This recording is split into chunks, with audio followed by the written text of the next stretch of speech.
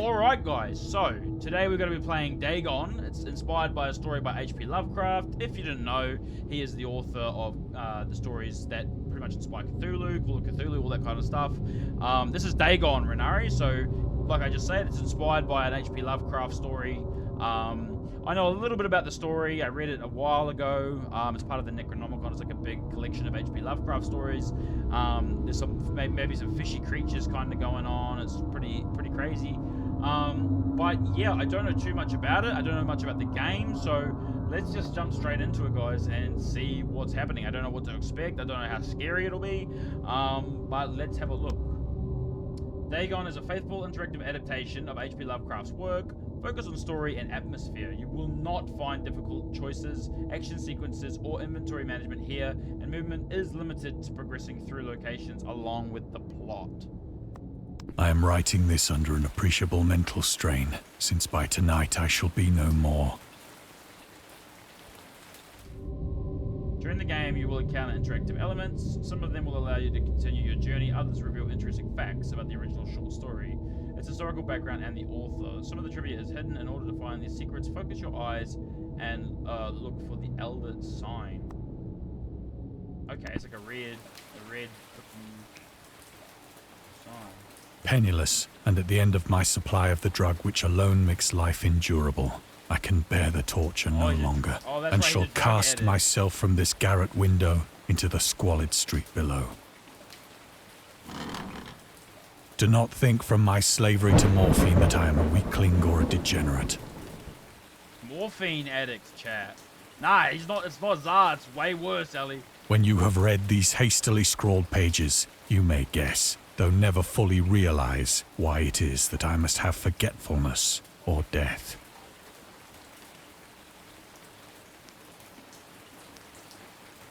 Morphine entered into use by the 19th century and was routinely administered to treat severe pain. During the American Civil War, morphine became more popular after the invention of the hypodermic syringe. Right, makes sense.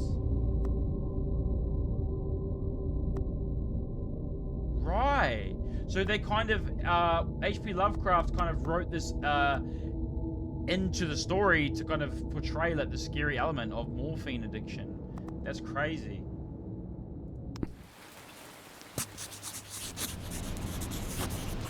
It was in one of the most open and least frequented parts of the broad Pacific that the packet of which I was supercargo fell a victim to the German sea raider.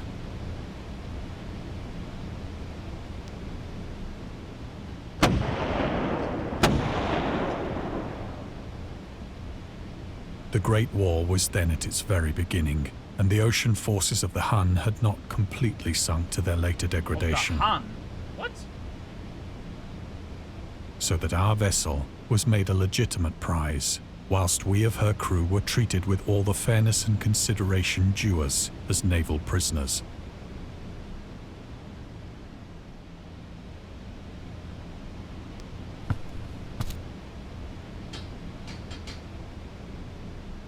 So liberal, indeed, was the discipline of our captors, that 5 days after we were taken, I managed to escape alone in a small boat with water and provisions for a good length of time.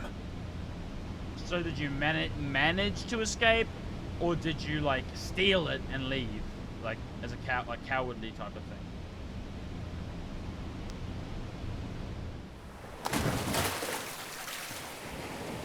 When I finally found myself adrift and free, I had but little idea of my surroundings.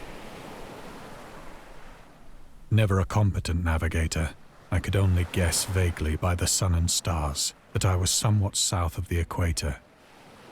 Of the longitude, I knew nothing, and no island or coastline was in sight. Bro, this would be so scary, chat. Like, being on a boat with like a little bit of food, a little bit of water, and like being expected to survive, bro. Like, imagine.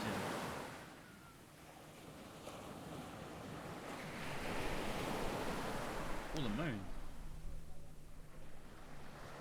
The weather kept fair, and for uncounted days I drifted aimlessly beneath the scorching sun, waiting either for some passing ship or to be cast on the shores of some habitable land.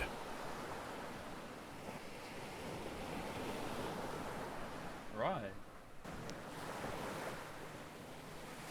But neither ship nor land appeared, and I began to despair in my solitude upon the heaving vastness of unbroken blue.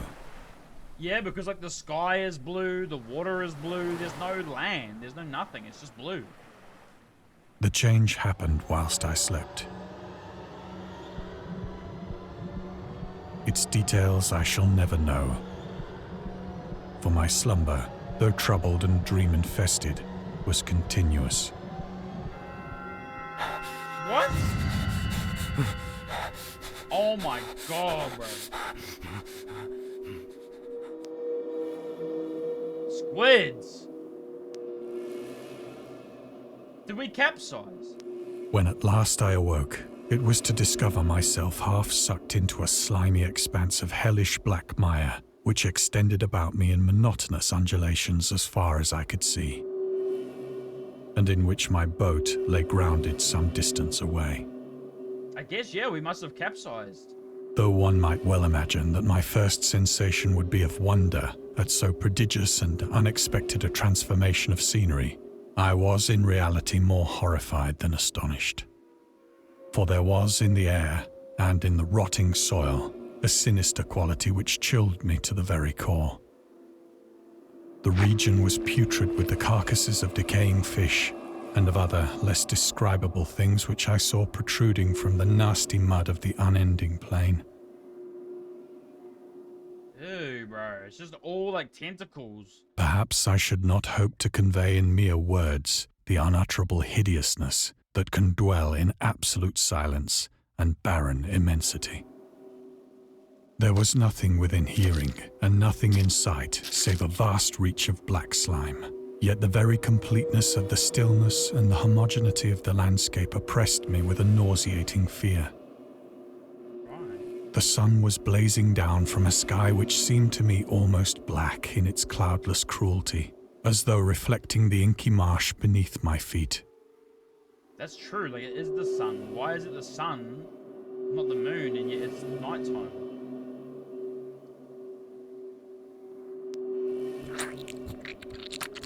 Ew. As I crawled into the stranded boat, I realized that only one theory could explain my position. What is that? Oh, it's like a horseshoe crab thing. Through some unprecedented volcanic upheaval, a portion of the ocean floor must have been thrown to the surface, exposing regions for which innumerable millions of years had lain hidden under unfathomable watery depths. So great was the extent of the new land which had risen beneath me that I could not detect the faintest noise of the surging ocean, straining my ears as I might. Nor were there any seafowl to prey upon the dead things. True, there aren't any birds. Holy shit, look at the size of this fish. For several hours I sat thinking or brooding in the boat, which lay upon its side and afforded a slight shade as the sun moved across the heavens. As the day progressed, the ground lost some of its stickiness and seemed likely to dry sufficiently for traveling purposes in a short time. That night I slept but little, and the next day I made for myself a pack containing food and water, preparatory to an overland journey in search of the vanished sea and possible rescue. Yuck. On the third morning, I found the soil dry enough to walk upon with ease. The odor of the fish was maddening, but I was too much concerned with graver things to mind so slight an evil, and set out boldly for an unknown goal. Smell of fish.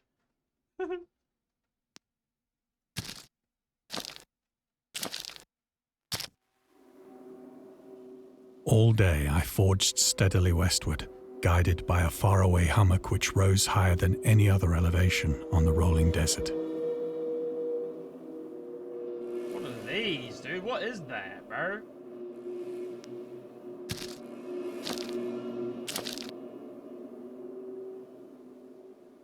A whale? How is your whale all the way out here?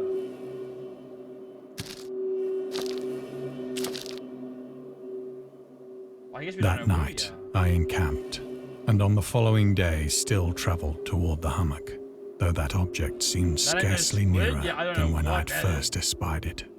That's Yomaganda, bro. Look how big that is.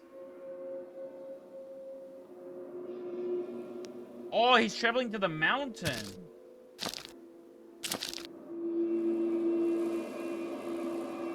I should call her. You're literally the noise, bro. By the fourth evening, Shit. I attained the base of the mound, How you doing, which Goat? turned out to be much higher than it had appeared from a distance. No, it didn't look like a mountain. Bro, you can't just get there and be like, oh, this looked higher than I thought. No, it didn't. It's always been a mountain, bro. An intervening valley setting it out in sharper relief from the general surface. Too weary to ascend, I slept in the shadow of the hill. Seems safe. I know not why my dreams were so wild that night. But ere the waning and fantastically gibbous moon had risen far above the eastern plain. What is it? Chat, what does gibbous mean? Someone Google that shit. Gibbous. What does that mean? Gibbous moon. Like bright?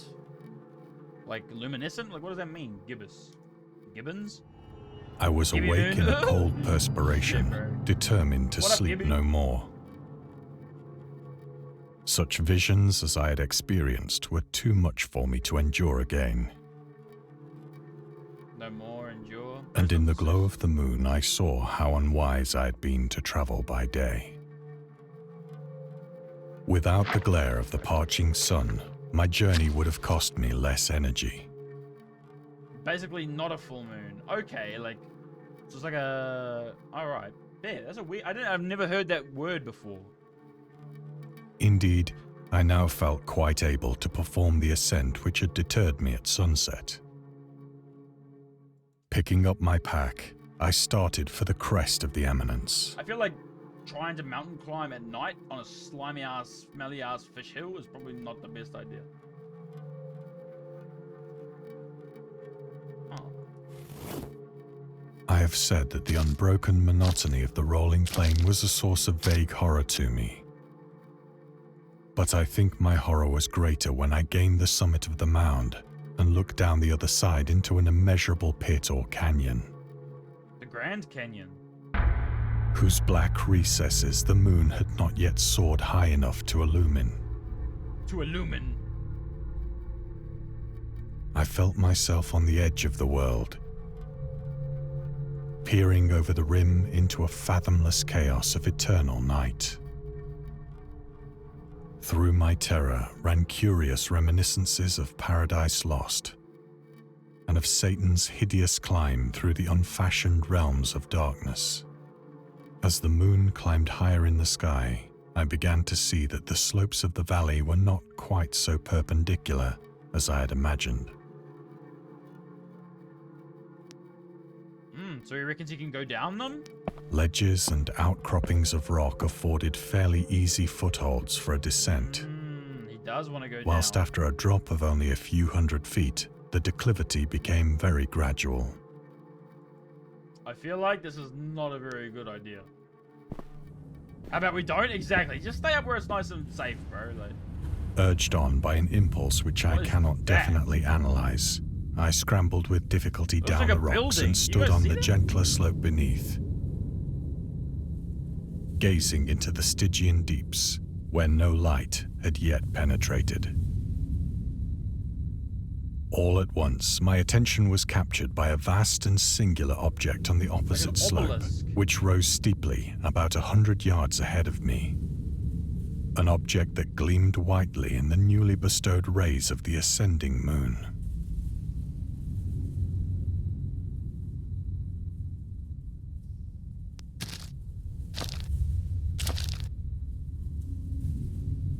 That it was merely a gigantic piece of stone, I soon assured it's myself. not just a piece of stone. It's obviously been, like, carved or something. But I was conscious of a distinct impression that its contour and okay. position were Right. not altogether the work of nature. An eldritch symbol? I don't know, does it? A closer scrutiny filled me with sensations I cannot express. I don't know, Alec. Yeah, it looks like it's just like texture.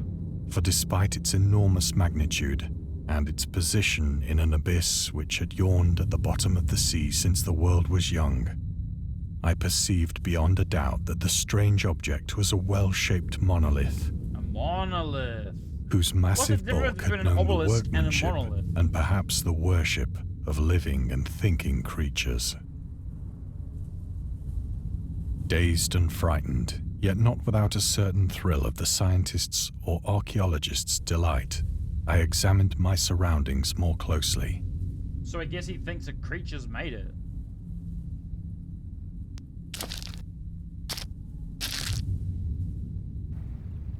Oh, the moon, no. now near the zenith, shone weirdly and vividly above the towering does have steeps markings on it, that hemmed in the Look. chasm. See that? That's crazy. What is that? Like heads? You knew it? Exactly. I lied, bro. I was gaslighting you. I apologize. Please, I'm sorry.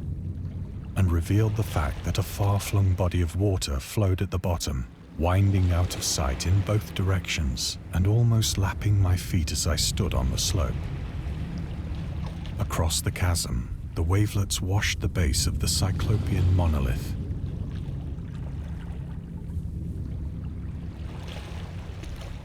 Look, that's a turtle, and then there's a shark, a squid, and underneath it, those are like merfolk. And then whales?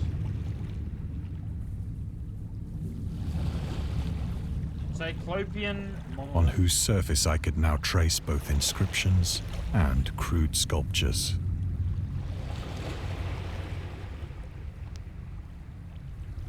The writing was in a system of hieroglyphics unknown to me and unlike anything I'd ever seen in books. Yo, like sharks, shells, jellyfish, crab. Consisting for the most part of conventionalized aquatic symbols such as fishes, eels, octopi, crustaceans, mollusks, whales, and the like. Several characters obviously represented marine things which are unknown to the modern world, but whose decomposing forms I had observed on the ocean-risen plain. It was the pictorial carving, however, that did most to hold me spellbound.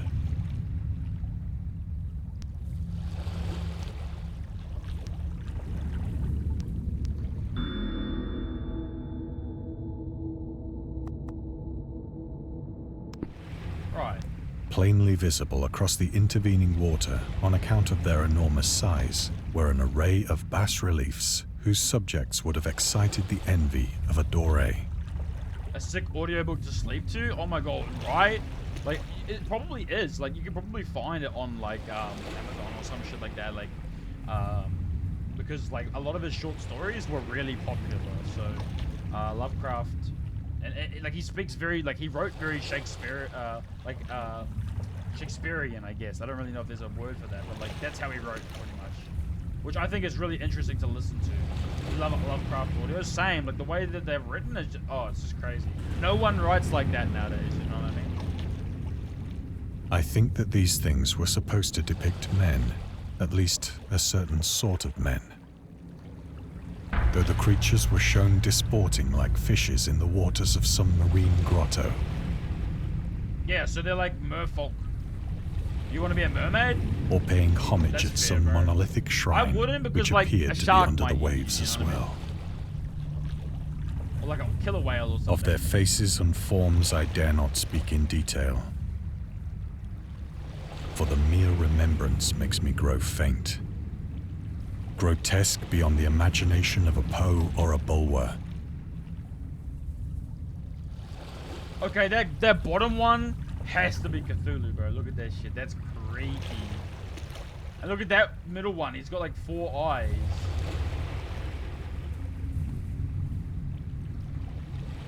They were damnably human in general outline, despite webbed hands and feet, shockingly wide and flabby lips. Color of space?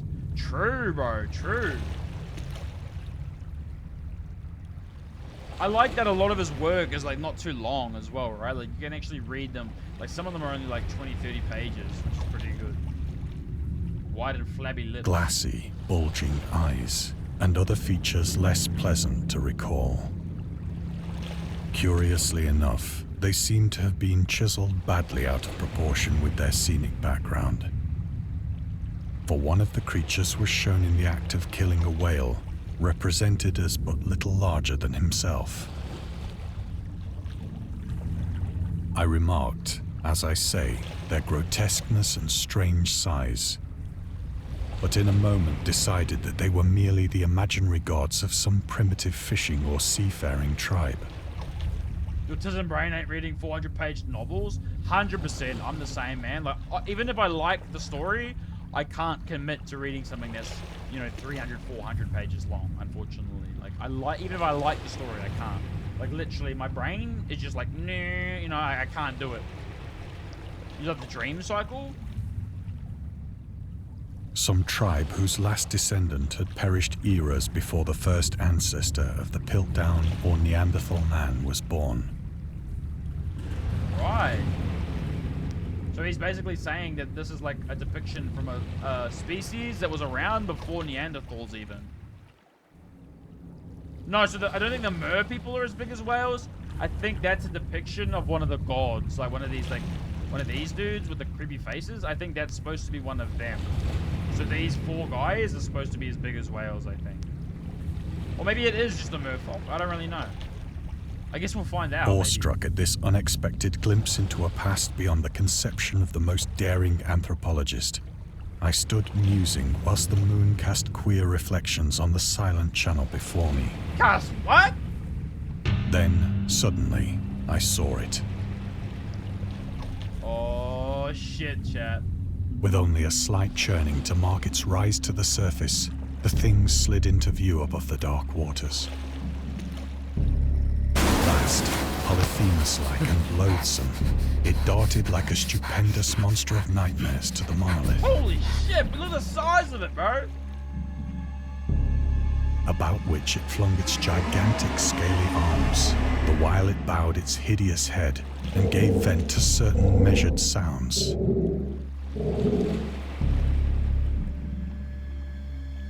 I think I went mad then. Of my frantic ascent of the slope and cliff, and of my delirious journey back to the stranded boat, I remember little.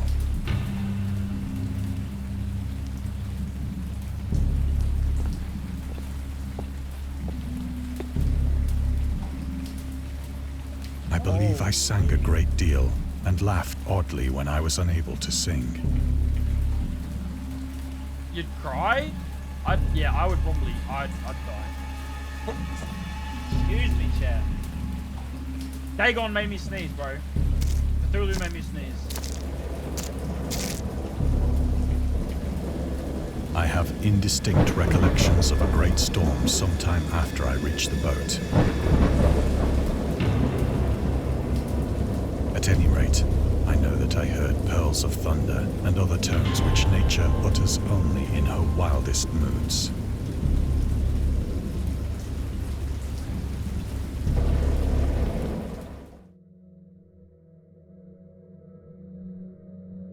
When I came out of the shadows, I was in a San Francisco hospital.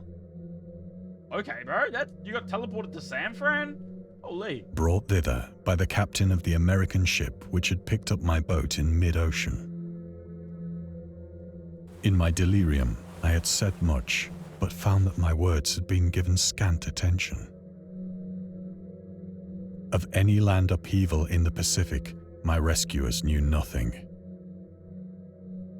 Nice bowl of pho. Nor did I deem it necessary to insist upon a thing which I knew they could not believe.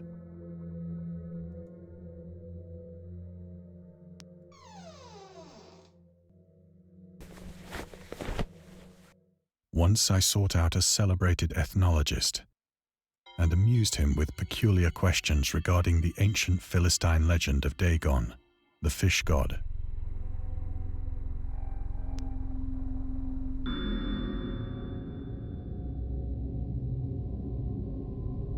Fertility and crops.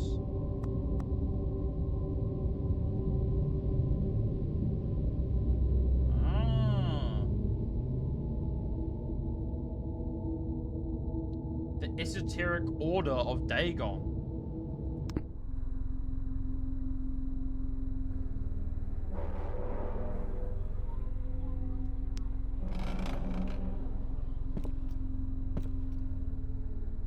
But soon perceiving that he was hopelessly conventional, I did not press my inquiries.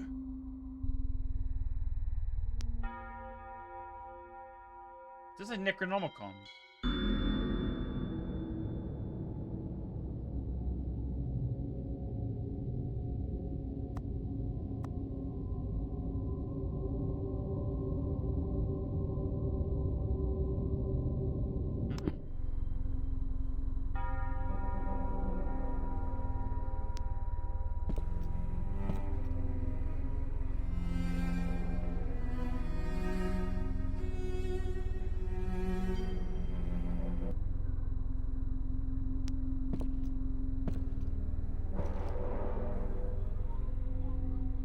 Is Lovecraft's work It is at created night, mythology? especially Yeah, when the seems moon that. is gibbous and waning, that I way. see the thing.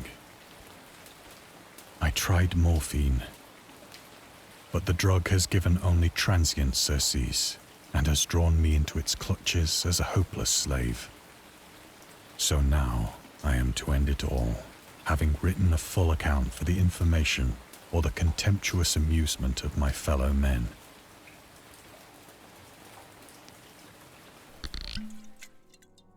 Often, I ask myself if it could not all have been a pure phantasm. A mere freak of fever as I lay sun-stricken and raving in the open boat after my escape from the German man-of-war. This I ask myself, but ever does there come before me a hideously vivid vision in reply. I cannot think of the deep sea without shuddering at the nameless things that may at this very moment be crawling and floundering on its slimy bed, worshipping their ancient stone idols and carving their own detestable likenesses on submarine obelisks of water-soaked granite. That's so dope. I dream of a day when they may rise above the billows to drag down into their reeking talons the remnants of puny, war-exhausted mankind.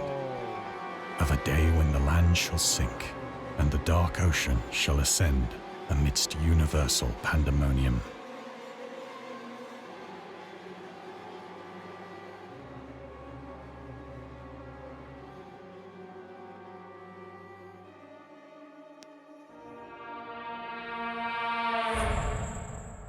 Yo! The end is near. I hear a noise at the door, as of some immense slippery body lumbering against it. He's blocked the door. It shall not find me.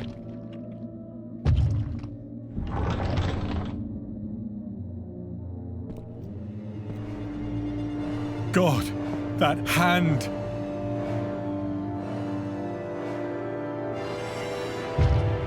The window! The window! Typical wallpaper? Yeah, I don't know. I don't know, Ali.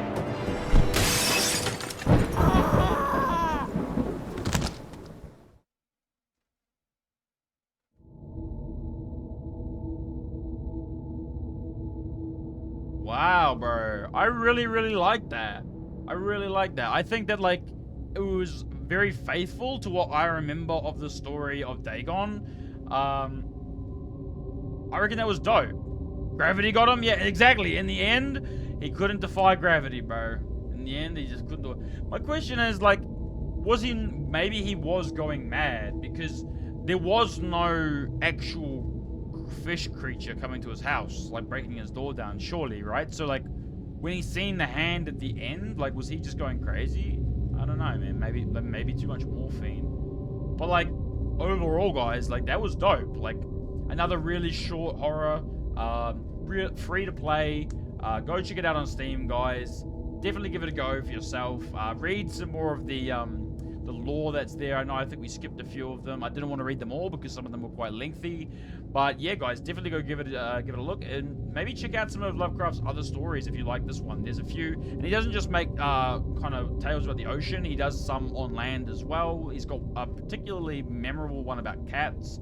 But yeah, guys, much love. I hope you guys enjoyed this this episode here, this game, and yeah, let me know in the comments what you want to see me play next. Much love, YouTube audience. I'll catch you in the next one, guys.